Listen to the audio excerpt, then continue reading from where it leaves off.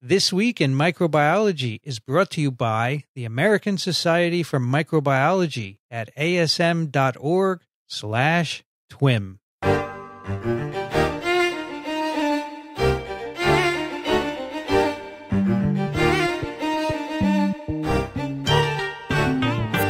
This is TWiM This Week in Microbiology, episode 165, recorded on November 16th, 2017. I'm Vincent Racaniello, and you are listening to the podcast that explores unseen life on Earth. Joining me today from Small Things Considered, Elio Schaechter. Well, hello there. How are you, Elio? I'm doing fine. I'm really doing pretty well. Good to have you considering my advanced age. Also joining us from Ann Arbor, Michigan, Michele Swanson. Hello. How are you? I'm okay. I'm a little chillier than the last time we talked. Yeah, temperature's dropping, isn't it? Yeah, but it's supposed to be 50 here on Saturday, so it's still a little crazy. Are all your leaves down, or you still have some up? Some are still on the trees, but a lot are down. Yep.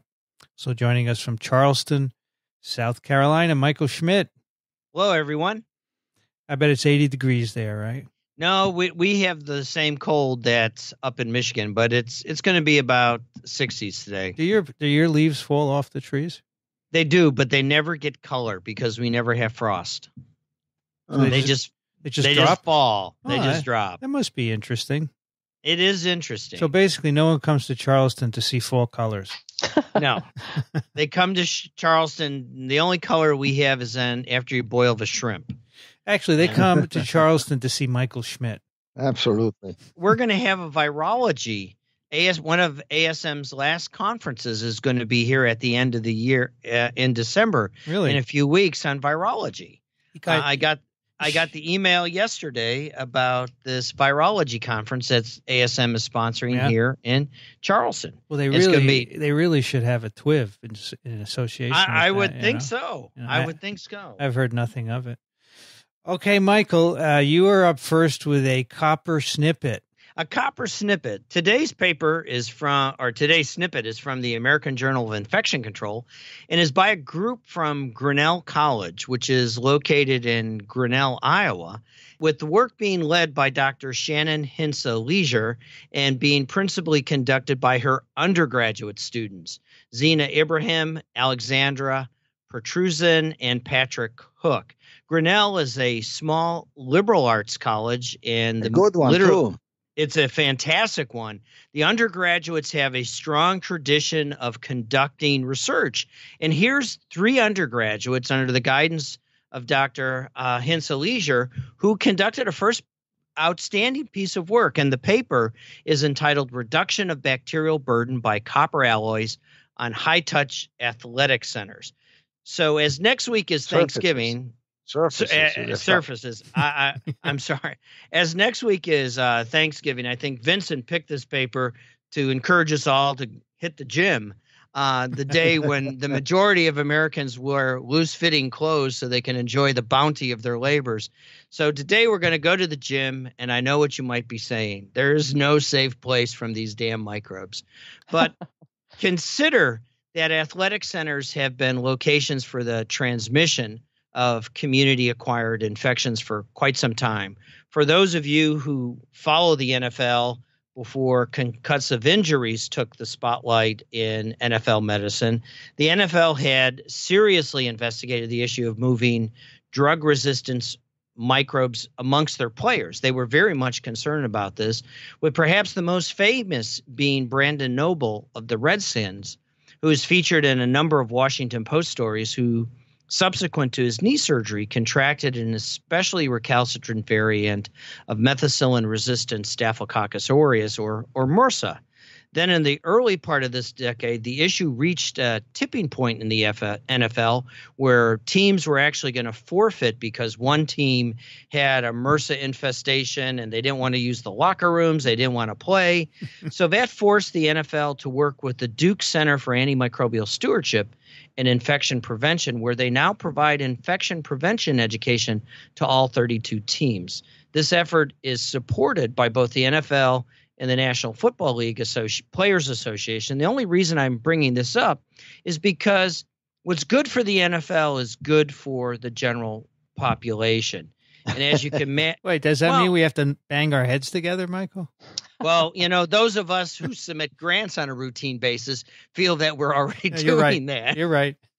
So, as you can imagine, the program that the Duke Group set up focuses on several key aspects of infection prevention, including, and this is the reason I put this little link in, is cleaning and disinfection of facilities and equipment, as well as infection prevention education for both the staff, the players, and the coaches.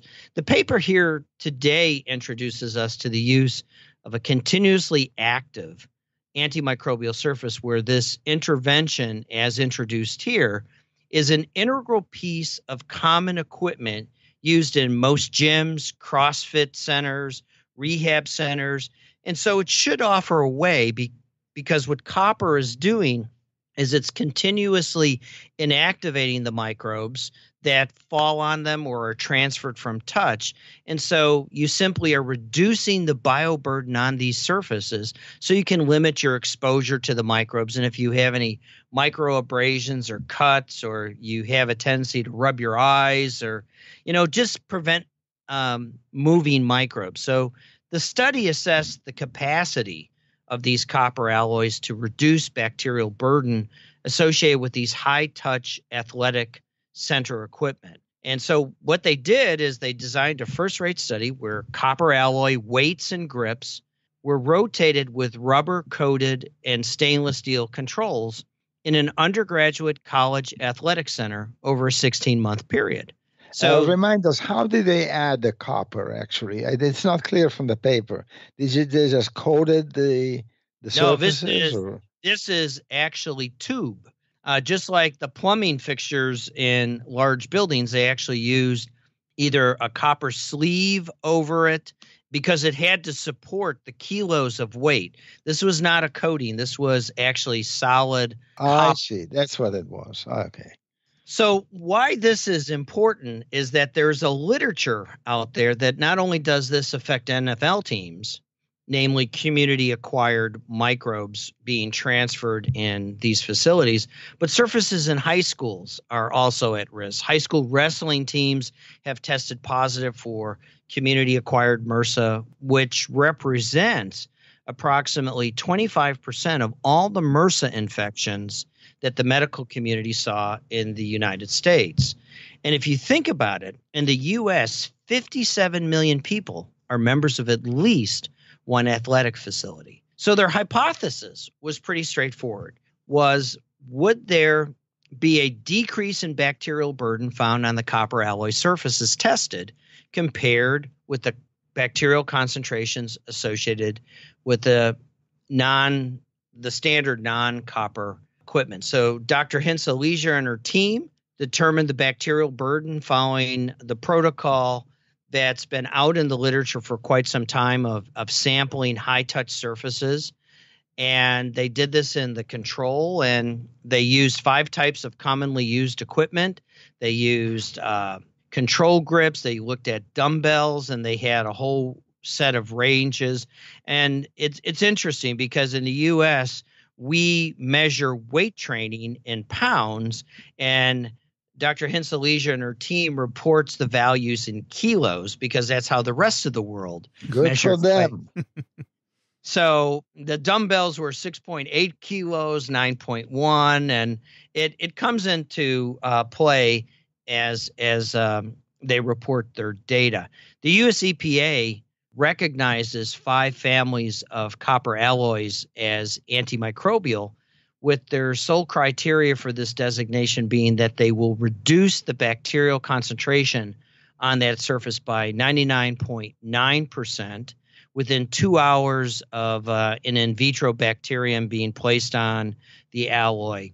The alloy family that was used here was a copper alloy called C706, which is 90% copper and 10% nickel by weight.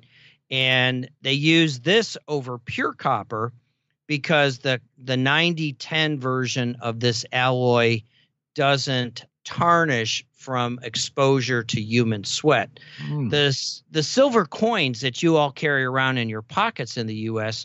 are actually copper. They're clad in 2 layers of cupron nickel, which is 75% copper and 25% nickel, and they're on a core of pure copper. So U.S. coinage is actually antimicrobial. So that's just true for dimes, not for the dimes rest. too. No, dimes, nickels, and quarters. Oh, really? All of them? Wow. All of them. We got rid of silver in 1965. So if you're out there and I remember that because the new coins have the little copper rim around the edge. Yeah, you can actually visually see it as the cladding begins to wear off. So the bulk of their data are associated with that the bacterial burden was indeed significantly decreased on these high-touched alloy surfaces. And the copper grips had significantly lower bacterial loads than the control items, with the average decrease being 94%. And they measured a lot of these. They looked at 543 copper objects and 536 for the control.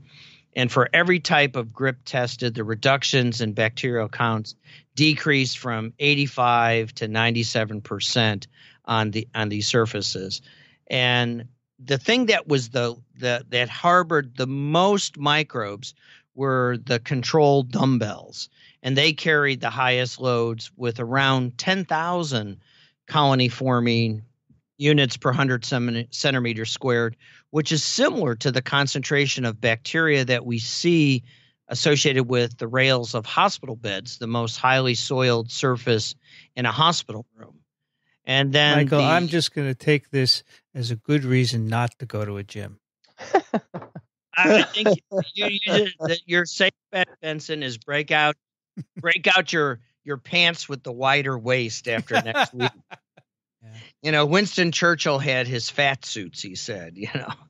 So Dr. Hinsa Leisure broke these things down by item and found that the lightest dumbbell also had the highest bacterial load.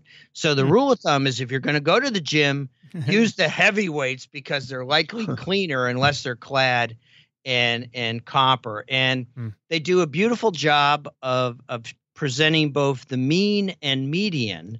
And they have a clever way of doing this. The means are the bars on their graph, and the median numbers are their triangles. And remember, median sort of throws out the outliers, and that gets into the other discussion of where do the bacteria come from.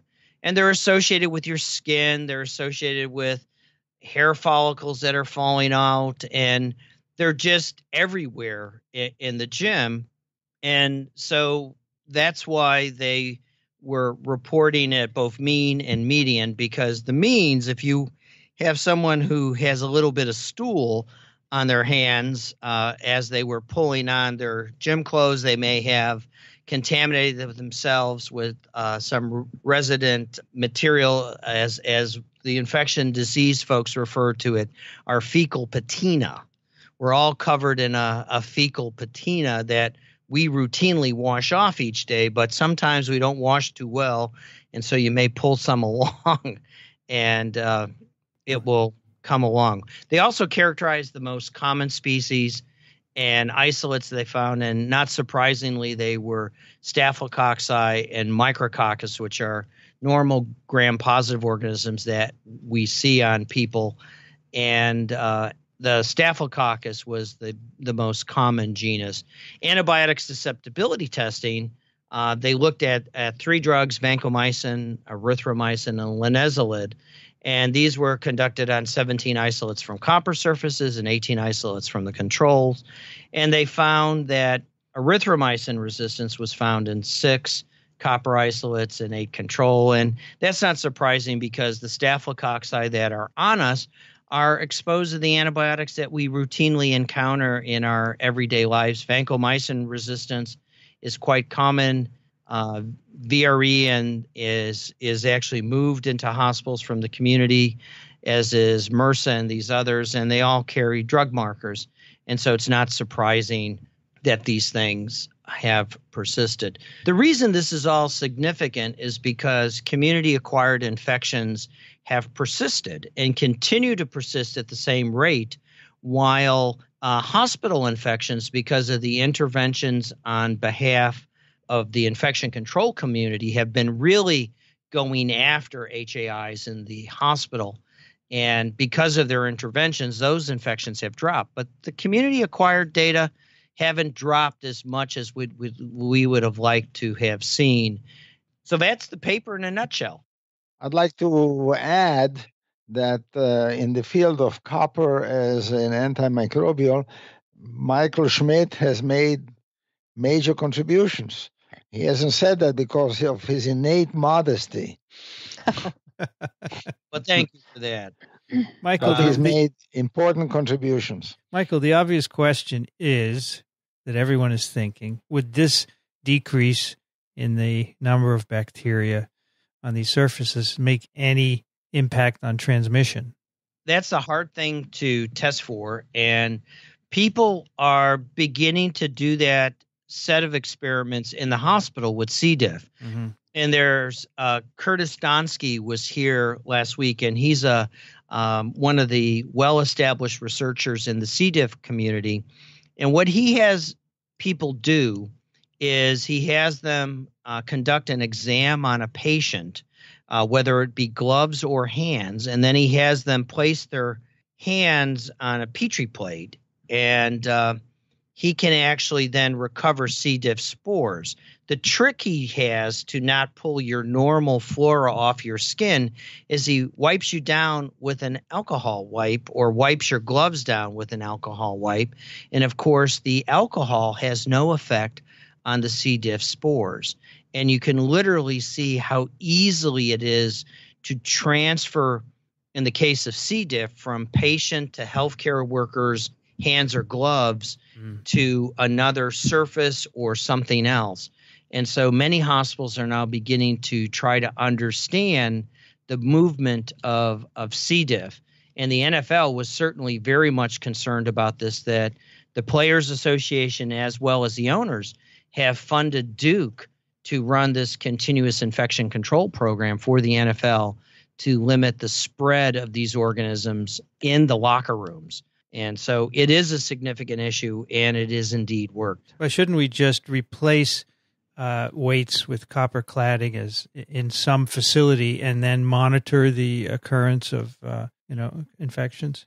That's the best way to do it, but it's hard because of the number of interactions that have to take place, because for the most part, people don't get sick. They'll just become colonized. Yeah.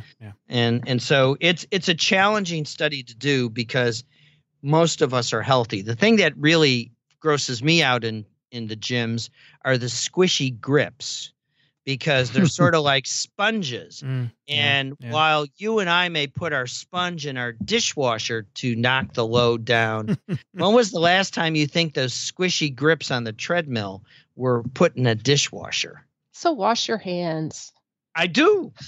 And that's why I'm healthy. So, Michele, that's what your solution would be? Yeah, I mean, the NFL is especially vulnerable because of all the contact, especially the linemen.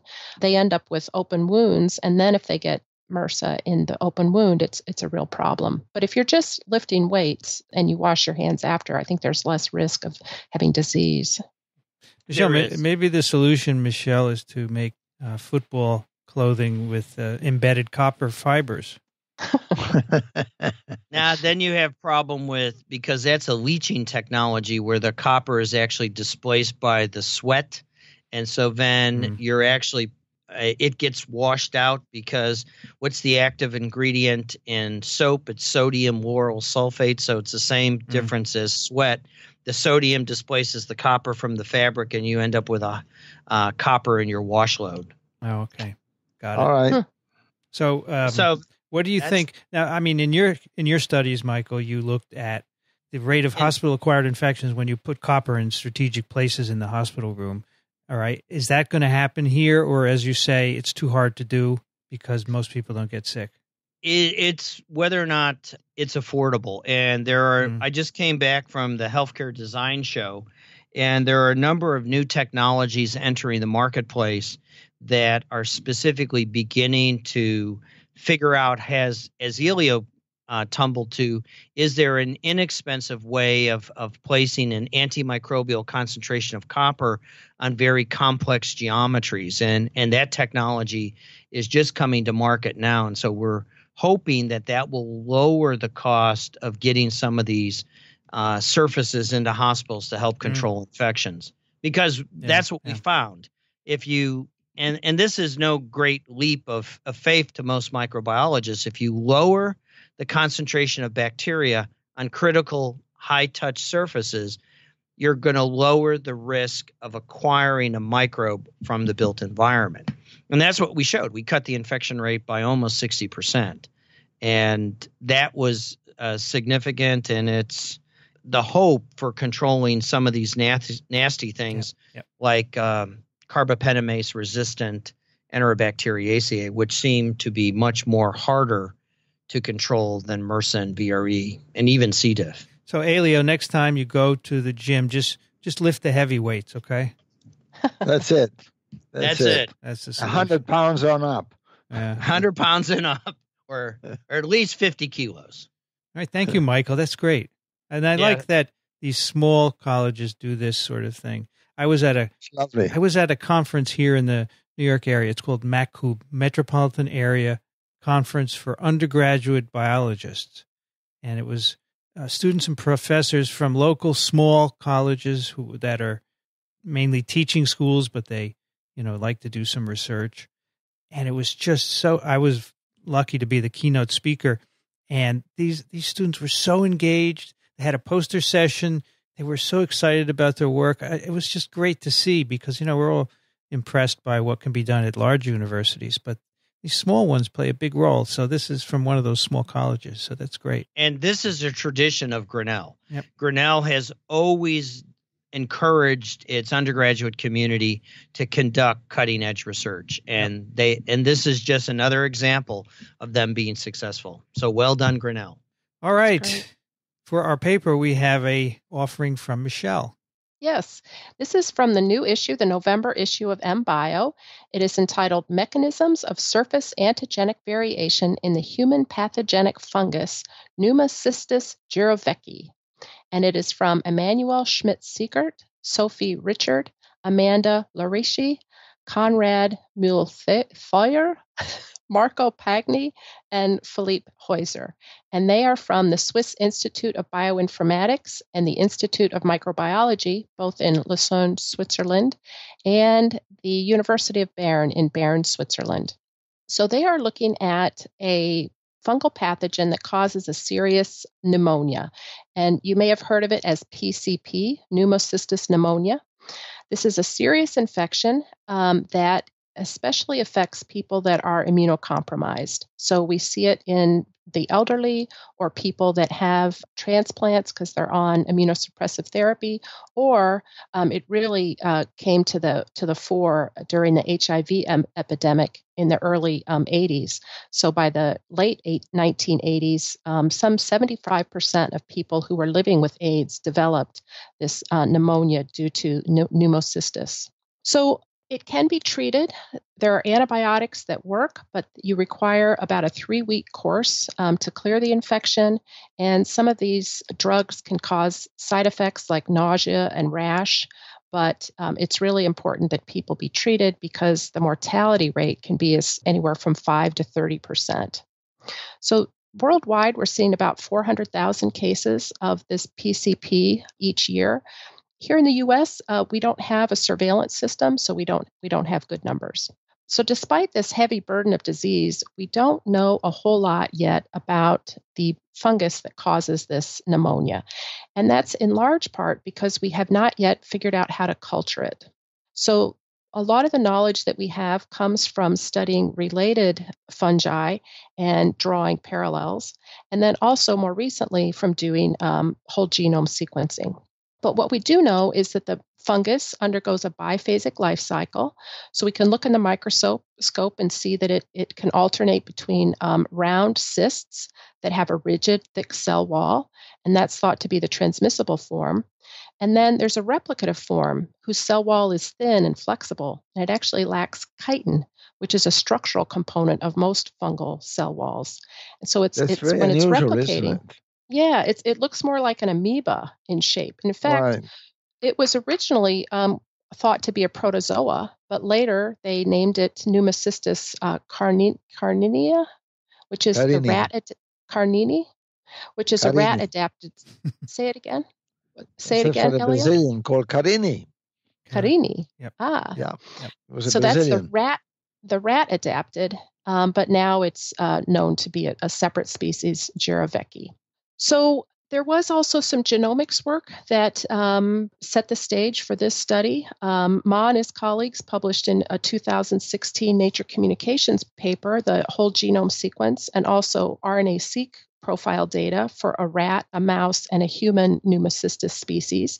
And they recognized that a large percent of the genome, up to 5% of the genome, encoded a repeated family of genes that encode surface glycoproteins. And we recognize that this large reservoir of surface glycoproteins falls in a category of genes we call contingency genes, which mean the organism has them to ready them for a future that is uncertain and unpredictable but possible. And we'll see how that plays out in the infection. Money in the bank. Money in the That's bank. Right. So what Schmidt, Schaechter, and her colleagues established here is that this Pneumocystis girovecki is a quick change artist. It has built in its genome mechanisms to change its coat at a high frequency, and we call this antigenic variation. So this would alter how the fungus interacts with host cells, but also alter how it's seen by the immune system. So that's probably the selective pressure then for the this mechanism that we're going to learn about. So for this study, they obtained a bronchial lavage from a patient who happened to be HIV positive that was colonized with Pneumocystis girovecki, and they determined through a series of genetic and statistical tests to be less than 7% probability that this patient was co-infected with a second strain. And that was important because they wanted to be able to interpret their data in terms of what happens as a population expands and diversifies. So they extracted the total DNA from this bronchial lavage and then used a trick to enrich for the DNA from the Pneumocystis based on its known lack of methylation. And then they amplified randomly by PCR, generated a library, and then used whole genome sequencing. And in particular, they relied on PacBio sequencing technology. This is important because with this technology, you can get long reads of DNA in each run, like in the kilobase range. That's important because if the DNA contains a lot of repeated sequences, it gets very difficult to correctly assemble. So with this PacBio sequencing, they were able to, with confidence, assemble the contigs into the chromosomal segments and learn not only about the sequence of each gene, but also how they were arrayed on the chromosome. So the other key point before I get into the data is that we know from the literature that the Pneumocystis have adapted to a particular host range. So Pneumocystis girovecki looks to be a human-specific lung pathogen. We don't have any evidence that it grows elsewhere. And then other species in this genus are adapted to the rat or to the mouse. So that's relevant because it means that the pathogen, to persist, must be able to avoid clearance in the human lung.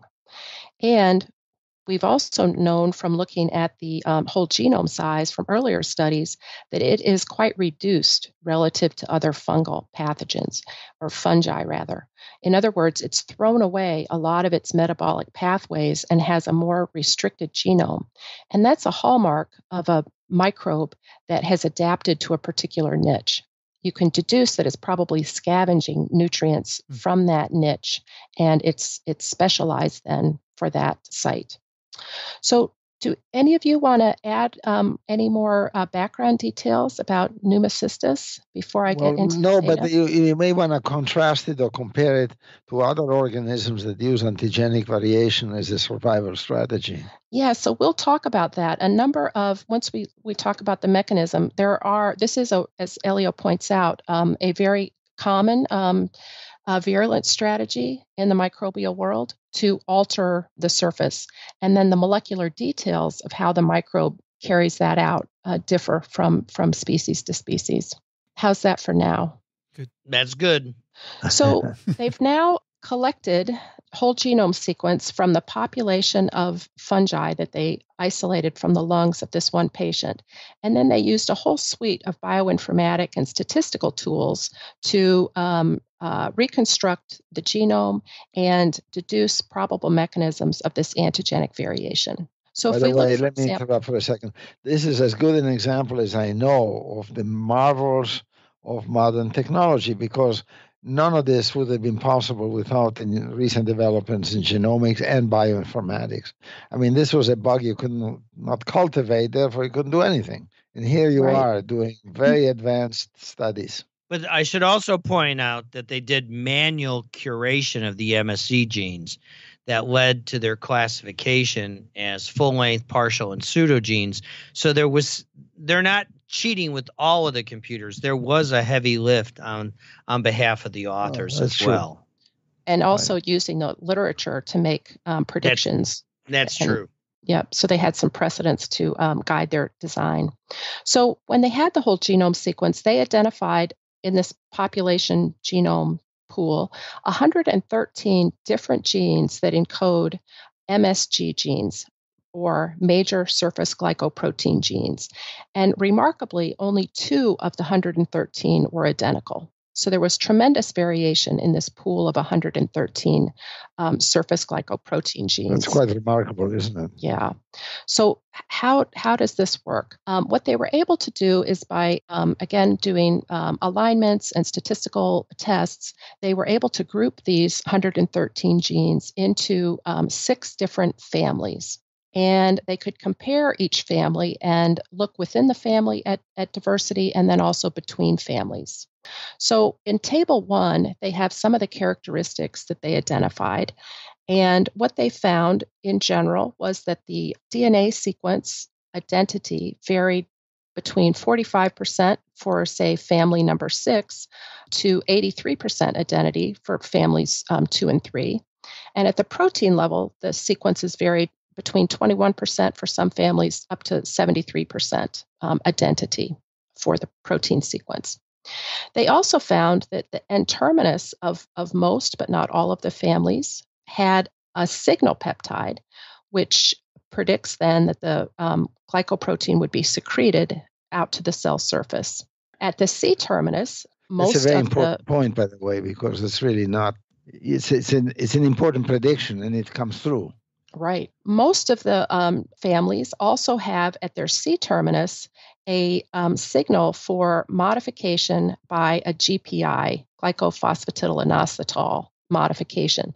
So this is a greasy moiety that would be added and is known to mediate attachment of proteins to membranes.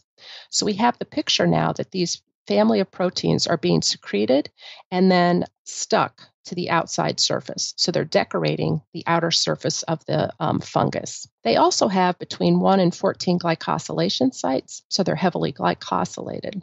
And a number of the proteins have coiled coil domains and also leucine zipper motifs. And we can deduce from that they have the potential then to interact as dimers or multimers and create even more antigenic variation. So if we look at Figure 2, it shows the features of the proteins and lays out how each family differs. And here I want to emphasize that one of the families, MSG1, is an outlier in that it lacks a promoter sequence. Instead, at the 5' end of the MSG1 family genes, there is a short segment that is predicted to mediate recombination. So it is called a conserved recombination junction element. It only has one, but elsewhere in the genome, there is another element called an upstream conserved sequence that has a strong promoter and an ATG start codon, and at its 3' end, it has another one of these recombination sites. So we can deduce then that you could have recombination between these many different MSG1 family genes with the strong promoter, and therefore activate expression of the MSG1 family. And is this mechanism, this is not entirely new, right? This finding that you can activate a gene by recombination. That's right. So that's used throughout the microbial world, different mechanisms of recombination to turn genes on or off, or to change which cassette is expressed at what time. Right. That's right. But in yeast, I don't know if in fungi whether this has been known before. Probably. Well, the mating type loci for Saccharomyces cerevisiae, A and alpha, use a recombination-based mechanism to turn on or off. So what we have then, if we stand back and look, is that the genome is loaded with these 6 different families of genes, that each one with quite a bit of variation within the family, and 5 of the 6 families can be expressed on their own, and then the other family, the MSG1, can be activated by a recombination mechanism that links it directly to a very strong promoter. So there is data from similar systems that tell us that the MSG1 family protein would be expressed at high levels and would probably be one of the dominant antigens. And then the other MSG2, 3, 4, whatever family members could also be expressed and sprinkled in among the surface as well. So they then want to verify their in silico analysis, where they used sophisticated algorithms to make predictions about what genes are possible. They wanted to go in and ask in their population of genomes, do they actually have evidence for this recombination event between an MSG1 cassette and the UCS promoter sequence. So they're able by PCR to interrogate their whole genome sequence. And indeed, they identified 18 different combinations of MSG1 genes that had been recombined into the USC strong promoter. So they have evidence that the cell population is in fact undergoing recombination to turn on a particular MSG1 gene. Now, the next set of data is especially interesting. They were able to, by sequencing the adjacent DNA and using that to align the contigs, they were able to map each of these MSG loci to the telomere of the yeast chromosomes. So the telomere is the far end of chromosomes. All eukaryotes have them. And there are a number being linear, I should say, like most bacteria. That's true, because eukaryotes have linear chromosomes by and large. What's true about chromosomes and telomeres is that there is great variation from species to species, but there are some general rules that hold true. And one is that the telomeres have very funky structure and also weird biochemistry. So they have different rules for how they manage to replicate their DNA, how they protect those free ends from nucleases and prevent the loose ends from being recombinogenic and causing mutations. And also, in a number of species, it's been established that some regions of the telomere are silenced. There's a specialized mechanism that can prevent gene expression or de-repress expression of genes in that locus. So it's set up for some really special DNA replication, DNA transcription, etc.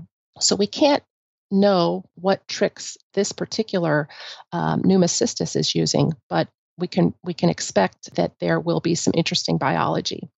But there are two features of telomeres that are shared by many different species that promote gene diversification of loci that are present at telomeres. And The first quality is that most telomeres are tethered at the periphery of the nuclear envelope, which means the telomeres are spatially adjacent to one another, or close together. So you could have some interesting dedicated biochemistry happening at that site. And then they also have a lot of repeated sequences, telomeres do, which would promote then recombination by homologous recombination at those repeats. So what would be the consequence of a crossover event at the telomere? Imagine that if you get a single crossover, two chromosomes could swap their ends.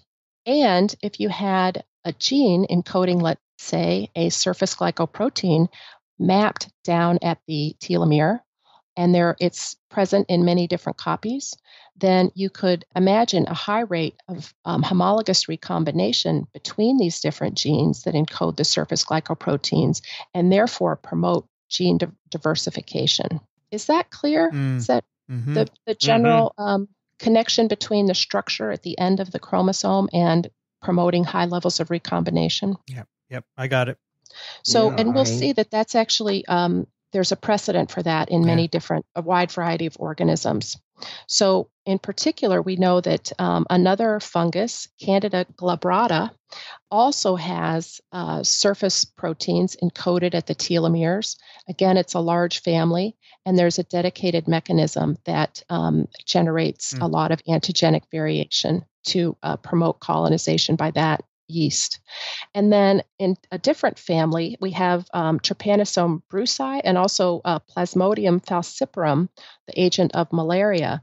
They too are experts at evading host immune responses and specifically antibody-dependent responses by altering their surface chemistry at a high frequency. And again, they do so by having repeated genes at telomeres and specialized mechanisms to promote recombination-based diversification of these families. So the idea is that when a person is infected with a particular Pneumocystis jirovecii, as the bug replicates, we're getting a high level of recombination at the telomeres. So in that population, we're getting subpopulations that have a different coat, the quick change artist idea. And therefore, the immune system would not see a heavy load of one particular antigen type. And every time we raised antibody against one type, there'd be a subpopulation that no longer had that antigen, and it could continue to grow while the other ones might be cleared. So we have a lot of potential mechanisms that can account for the ability of this pathogen to survive and colonize, at least transiently, in the lungs of humans. And most likely similar mechanisms are working in the rat and the mouse as well, because they have many of the same genetic features. What is it about the telomere? Is it because they're anchored adjacent to each other and that promotes recombination? That's why it's found in so many different organisms, this mechanism? I think that's one thing. And then the fact that you can have a single crossover and not be deleterious. Yeah. Because it's at the end, right? Right. Yeah. So you just or maybe simply solution chemistry. It may be exposed to the solution because it's not all knotted up in the chromatin. That's true. Yeah. That's also true. Yeah. And then they also are known to have a lot of repeats, but that's kind of a chicken and egg. I don't know if that's intentional or why that is, but that also promotes a lot of recombination. So there are probably quite a few systems that take advantage of the unique properties of telomeres to transact their business. Right. I'm sure it's just a busy place. So as Elio said, this is really impressive that even though we don't yet know how to culture this organism, we can come up with some pretty specific molecular mechanisms to account for antigenic variation, which could then drive, hopefully one day, new therapies to treat these nasty infections. Yeah, but the scary thing is vaccines, because that's what the HIV community desperately needs, is a vaccine against this horrible fungus. And with this rearrangement, it really limits that possibility unless they can find a common antigen that they can elicit sufficient protection. Yeah. Well, if you can have have immunity that's sterilizing and prevents replication, because it's during the replication, as Michele pointed out, that's when you generate the diversity. If you can prevent that, that would work. And that's hard. It's hard to get sterilizing immunity with vaccines. But that would be the key. The other feature of this life cycle that is relevant here is the yeast can also undergo, they can mate and fuse their nuclei. And so that is another opportunity for the telomeres during meiosis to undergo this recombination. So this cell is really built for a high level of recombination that would grant it antigenic variation or quick change artistry. Yeah. That's very cool. In the most general terms, I think this sort of goes a ways to explain why it's such a common pathogen. It's it's not always a pathogen, but it's a common inhabitant of the human lung and rat lung and so forth, because it has all these clever techniques at its disposal. That's very cool. Now, Michele was able to get... Are you finished there, Michele? Should I? I am. You were able to get some information from the first author, Emanuel Schmidt Siegert, who says that, he's a computational scientist currently at the Swiss Institute of Bioinformatics. Previously, he was a postdoc at the same place. Then he did his PhD in molecular plant physiology. He worked on Arabidopsis. And then for his diploma thesis in biology, which was at University of Erlangen in Germany, he worked also on Arabidopsis. And so he's had a bit of a change. He says he started his career, as I said, at Erlangen in plants, then decided to move to the University of Lausanne, again working on plants. He says after a few months in this lab and completing his diploma thesis, the PI, Edward Farmer, offered him the possibility to work on this project as a full PhD thesis. And he did that. He published a couple of papers. And then he eventually moved on to Lausanne to see whether he would, as he says, warm myself up to a complete non-wet lab work.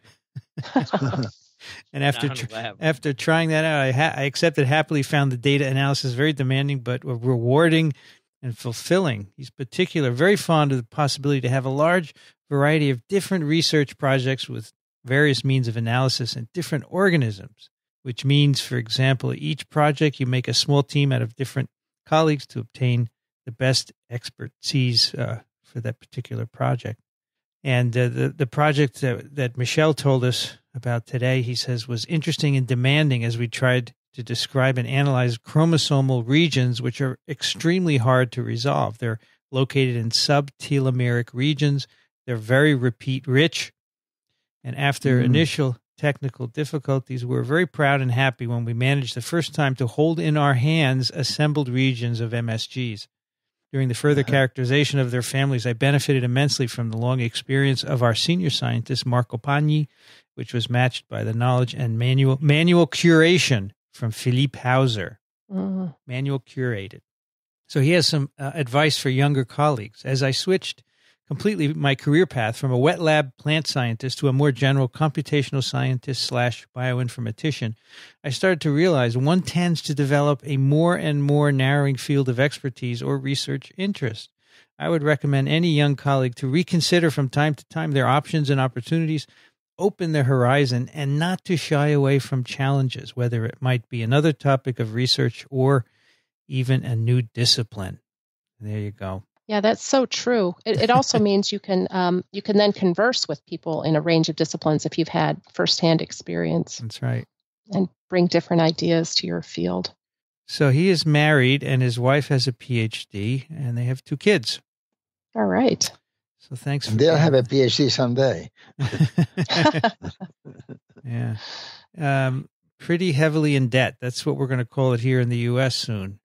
If they take away the tax-exempt status of tuition for graduate students. Oh, that'll be a disaster. Yep. I don't think that should happen because it's hard enough to get people to go in science because it's one of the most poorly paid professions out there, at least professional professions. But we have a few minutes. Let me read a few emails. I have one here from Anthony who sends a link to an article, which I think Michele would like. It's in CNN. It was published on November 13th. Disneyland shuts down cooling towers over Legionnaires' cases. Oh, my. Disneyland, which is in Southern California, they had an outbreak of Legionnaire's disease. They had 9 people who visited the park in September. They developed disease. Then 3 other people who were in Anaheim but didn't go to Disneyland, they also got sick. Listen to this, Michele. The ages were between 52 and 94. Yeah. Is that typical, right? It is. I was afraid you were going to say they were, 12. That would scare me. But I mean, I'm sad that elderly people got sick, but. Yeah. So they shut down the cooling towers, which is typically how these infections begin, right, Michele? Yeah. Cooling towers is a great way to spread it. They're basically ponds that are open to the air. And then if wind blows across, bacteria can travel long distances, or they can be sucked into a institutional air conditioning system and dispersed through a building. So this is a cooling tower which runs air conditioning, basically, right? Yeah. So what do they have to do? They have to shut it down and clean it up. Clean it out. But then it could get repopulated from the environment, right? They usually do. Or some of the Legionella in the population will be in a dormant state and they're resistant to the biocides. And so they'll grow back once that selective pressure is lifted. So they did look and they found elevated levels of Legionella in the towers and the waters. And so they have to remain shut down until they are verified to be free of contamination. This happened in New York City. Oh, yeah, sure. Whatever happened to that? It sort of was in the news and it faded away. They go in with the biocides, clean up the water towers and the cooling towers, and things got better. Do you know anything about that, Michele? So in the Bronx, that's true. They got better, but within 2 months, they had another case, and it was the same strains from the same cooling tower. So again, it shows that it's hard to kill every bug. Legionella forms biofilms like many other bacteria, and they're just hard to clear. So there's some incidents of hospital systems being colonized for decades. Yeah. Despite remediation efforts. I'm surprised. Often they just get rid of the cooling tower and put in a new one. Yeah. And move it in a different spot. Maybe they need copper, Michael. Maybe they need copper up there. Yeah, it's probably an aluminum-based system. They typically are, because copper would be really expensive. But that would do it. Yeah. It might do it, right? Actually, copper is not that much more expensive. Your biggest cost is in the fabrication. And everybody who thinks copper is expensive, it's only for the electrical grade, which is the stuff that literally comes from ingots that are, recently mined. But most of the stuff that's used out for these antimicrobial applications are recycled. Because they're alloys. And so you don't have to worry about having pure metal. The pure metal is the expensive stuff. The recycled stuff is fairly inexpensive, because there are very few applications other than wire where copper is in high demand, other than in China, where copper is used as as collateral for building things. They buy copper ingots and they use it in lieu of gold, as collateral. Yeah. Michele, here in New York, there are lots of water tanks on top of buildings. They're made of wood. Do they? And those are, they can supply your showers and so forth. So are they ever a source of Legionella, or are they closed? So that's not a problem. I think they're closed. Yeah, those water tanks are different from cooling towers. Yeah. And cooling towers are a relatively recent invention. So and so is human infection by Legionella, right? 1976, I think, right? That's when it was first discovered, because of the large outbreak. But then retrospective studies identified earlier cases, But you're right; it's a disease of technological progress. Air conditioning, huh? And anything that generates water aerosols. Yeah, I have one across the street. The building across from here, across from Hammer, you may remember. There's the Neurological Institute. Oh yeah, they have a cooling tower on the roof, which I can see. In the summer, the water is pouring down the sides, right? And the fans are whirring, and there's huge aerosols, up there. Oh, boy. So you no longer stand under there to get cool? No, I don't go up there anymore, Now that you're of a certain age? I'm within the 52 to 94 range, I have to admit. Yeah. In 1965, which is when I remember what happened earlier, we said, This is reflective of my age. I don't remember what we said. Anyway, I was 12 years old. I remember when we switched. What were we talking about, Michael, at the beginning where I said I remembered in 19... Pennies. Yeah, I was quarters. 12, I was 12 years old. All right, Yeah. We have an email from Bailey who writes, "Hi, TWiM. I have listened to your podcast for over 2 years now, but haven't felt the need to write in till now. Having heard the great advice you've given to past listeners, I now find myself in need of your help. First, here is some background. I'm an undergrad at Penn State, majoring in biotechnology, minor chemistry. My choice of biotechnology is reflective of my preference to develop new processes derived from biological systems over the purely inquisitive study of said systems. That is to say, I would like to do stuff with what we learn from microbes rather than just learn about them.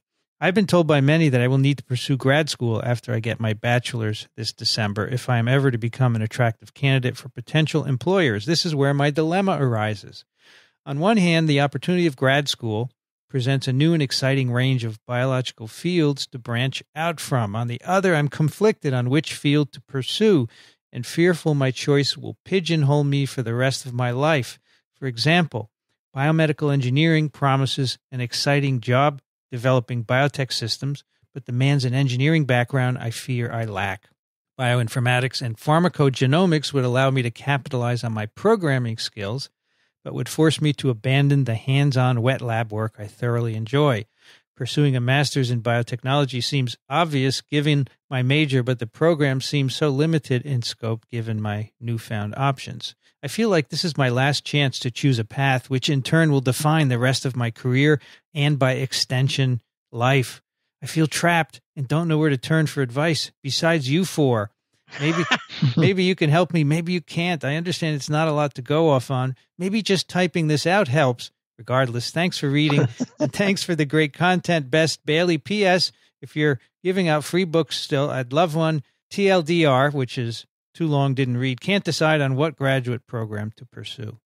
All right, who has advice? I have some advice. Since they're into biotechnology and they have a minor in chemistry and they also have programming skills, fermentation is the answer. And there are a lot of microbreweries out there that are in desperate need of good microbiologists who understand how to cultivate strains, how to do the background on that fermentation.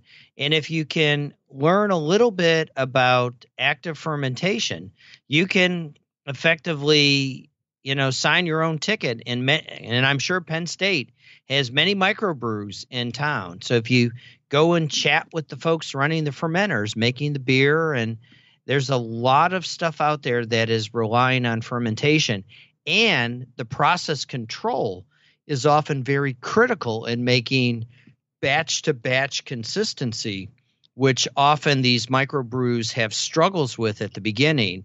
And the way they're currently controlling it is they're buying commercially made inocula, which are often very expensive. So if you could think about how to make, to effectively develop the inocula for them so they can limit that cost component in their production process, you'll be worth your weight in gold. And you don't necessarily need an advanced degree because you have the requisite skills. And I'm sure Penn State's program has rigorously prepared you to do those sorts of things. What about you, Michele? Yeah, I'd say, Bailey, I totally understand why you're kind of in a panic and you feel like this next decision is going to set the course for your life. But let me tell you, that's not true. And number one, as an undergraduate, you haven't got enough experience to make such a big decision. And the truth is that fields are changing all the time. And so the work landscape 10 years from now is going to be different from what it is now. So give yourself, take some pressure off yourself.